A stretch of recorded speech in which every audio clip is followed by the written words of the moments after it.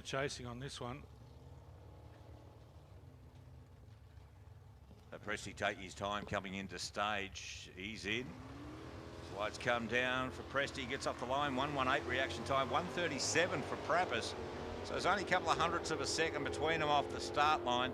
And they should both get to the other end almost identically. And the win light comes up for Prapas, a 9:62 on a 9:48 dial-in. So he will move through into the next round. 11:00 for Presti. So a little bit off the pace with his dial-in. And that's unfortunately the end of his day's racing. The Willys Coupe in lane 1, big 590 cubes versus 530 cubes. He'll be doing the chasing, and he's going to sit there for just under 2 seconds. So Alex Billas, a 10:10 dial-in. Both cars staged up. Billas gets off the line with 9:59, a 3:52 for the Coupe. The Coupe's got his work cut out for him. Poor reaction time is going to see him take a lose. Carafa got a little bit out of shape at 3/4 track as well, Steve. Off the throttle. Yeah. The win light went to Billis, 10:21 on a 10:10 dial, Roadster. Of around about 7/10 of a second, so just under 2 lights as they come down the tree. Hatfield's in, he gets the green, a 0.95. He has the advantage, a 2:07. And Kelly, as he heads on down the track, trying to make up that or almost a 1/10 of a second. It's not going to happen. Hatfield goes through with a 10:62 on a 10:58 dial-in. So we'll see the California kid back out next round. Very consistent, and that's exactly what you need. And Hatfield had the consistency, even though his best pass today had been a 10. Welcome back. Thank you. Well, this is a surprise. I didn't expect to be here today, I tell you that right now. No. Hey, right off the line, Andrew Chessels and Warren Bull, but I think we're going to see a parachute pop real quick. Yeah, Bull gets it quite easily. Have a look at the reaction times, 0.1 to a 1.0. Chessels threw it away off the line. You can't sit there for a second and expect to win. No, wait, no. The one thing you can't make up, and that is time. Absolutely, and that's what it's all about in drag racing. Yep, certainly. Yes. 985 dial-in up against Craig Rodwell with a 965 dial-in. Well, Martin got away well and truly away first. In fact, he did it with an 0.68 against 0.473.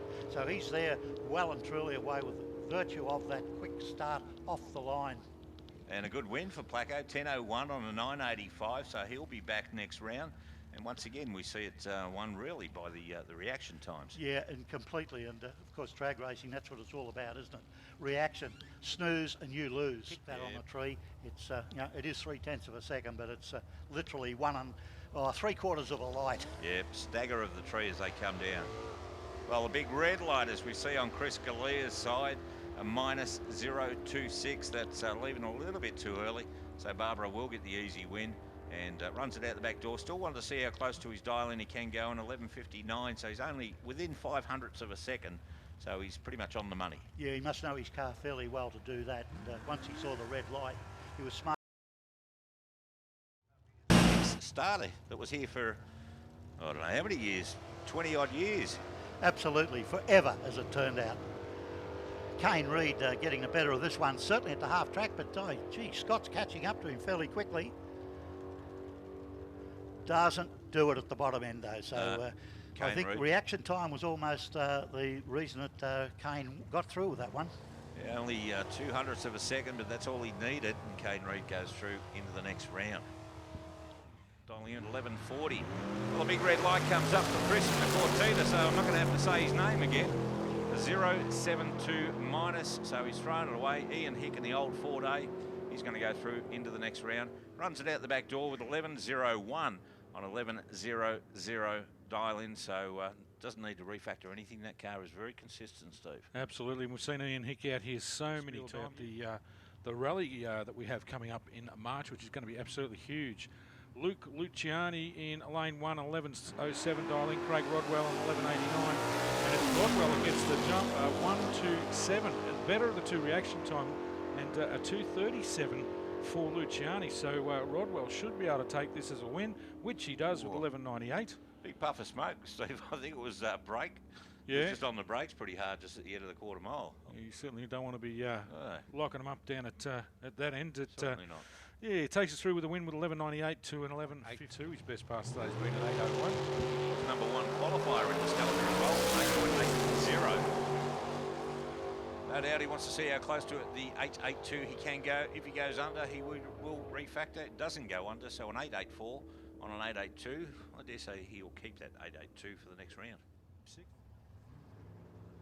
Barbara up against Fortuna. Similar dial-ins as the lights come down. Reaction time goes to Fortuna. It's almost identical to the last run.